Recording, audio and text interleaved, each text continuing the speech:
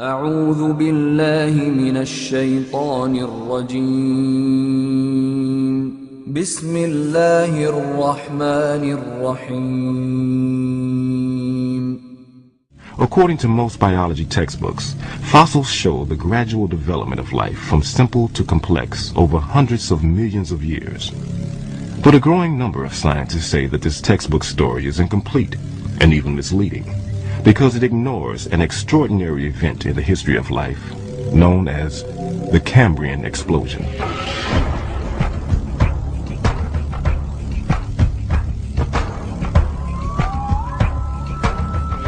The Cambrian explosion is a term that refers to the geologically sudden appearance of all the major, or most of the major groups of animals at about the same time, geologically speaking. Most geologists date the Cambrian explosion at 530 to 520 million years ago.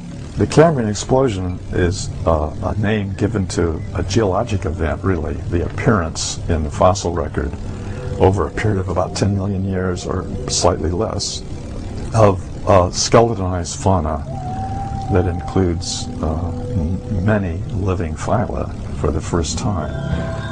In Darwin's theory, if you think of the branching tree, Darwin's branching tree, the common ancestor down here and the different modern forms of animals up here, you would have one form to begin with, and then it would gradually diverge into slightly different forms and more different until you get the major differences that we see now.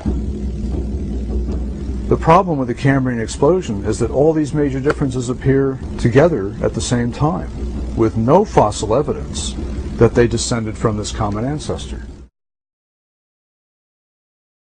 One of the world's leading researchers of the Cambrian explosion is J.Y. Chen, a paleontologist at the Nanjing Institute of Paleontology and Geology. Chen's discoveries in the fossil beds in Shenzhen, China, have rocked the scientific establishment. According to Chen, the fossils he's found turn upside down Darwin's tree of life. Darwin's tree reverse concept. Very unexpectedly, our research is convincing the major phyla starting down below at beginning of Cambrian. Base is wide, gradually narrow, so this is almost turned on different way.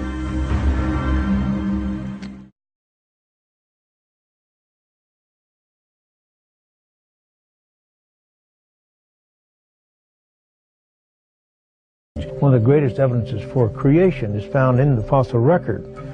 For example, in the so-called Cambrian rocks, we find fossils of a vast array of very complex invertebrates: clams, snails, jellyfish, worms, brachiopods, trilobites, and many other very complex invertebrates. But nowhere on the face of this earth has anyone found fossilized ancestor to a single one of those complex invertebrates.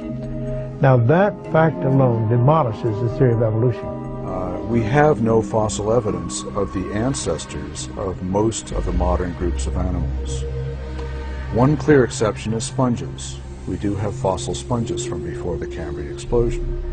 But in a short space of maximum, as I understand it, 5 or 10 million years, which is a blink of an eye, geologically speaking, 30 some odd major groups of animals appear recognizable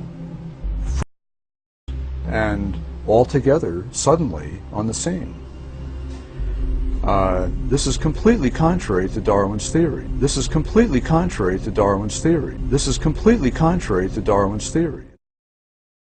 Because Darwin wrote in The Origin of Species, if numerous species belonging to the same genera or families have really started into life all at once, the fact would be fatal to the theory of descent with slow modification through natural selection.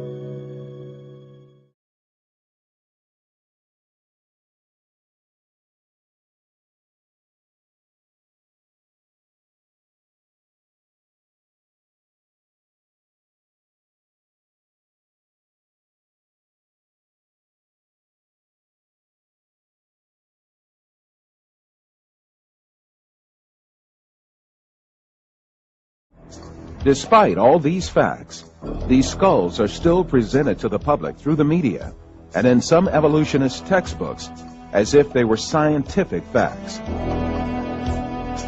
In many countries, an important part of the society supposes that evolution is a proven fact.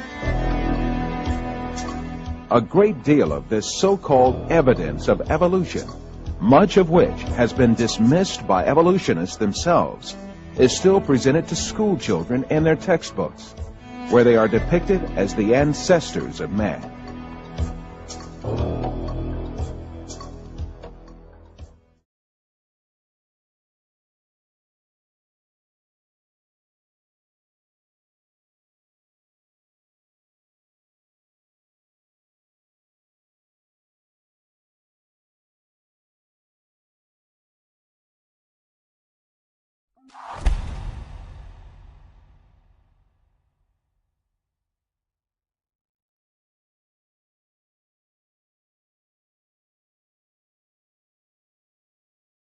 I think it's important to understand that most of the educational programs that are implemented in the United States stem from the National Education Association.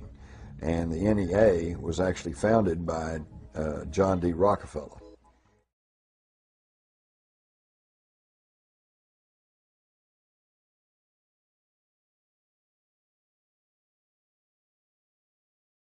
You can also symbolize the structure as a spider's web, with a spider in the center and different strands, different organizations, different secret societies. The closer to the spider you are, the more elite the secret society. The further out from it you are, you start to hit the organizations that directly interact with mainstream society. Somewhere here might be the Bilderberg Group, further out might be the Council on Foreign Relations and stuff like that, which are acknowledged to exist in America. But the real deal is here, which just dictates the policy down the spider's web.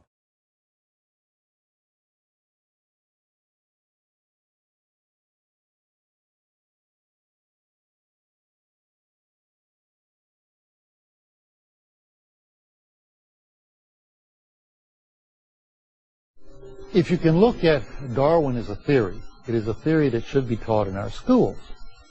But it is just a theory. However, in our society, in our culture, and in this nation, it has been accepted as fact, and it has been enforced in the schools. We are forced to look at one viewpoint, and that is Darwin's theory of human development out of lower species, and neglect others.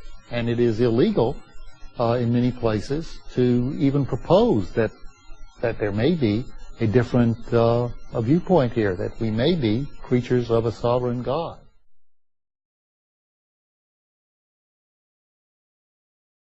It is now Darwin's theory of evolution that is protected by law, with all other views being excluded. Naturalistic evolution has been enshrined in the nation's public schools as the only acceptable theory of human origins. It is protected by the courts to such a degree that one judge ruled that a school district in Dover, Pennsylvania could not even inform students that there were scientific challenges to evolution or direct them to critiques of the theory.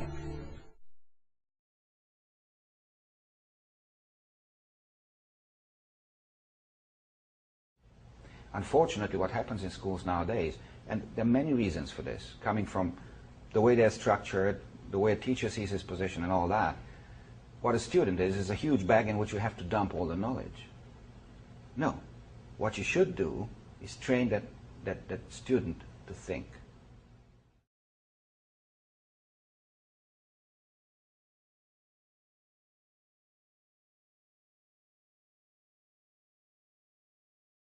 They don't want a population of citizens capable of critical thinking. They don't want well-informed, well-educated people capable of critical thinking. They're not interested in that. That doesn't help them. That's against their interest. That's right.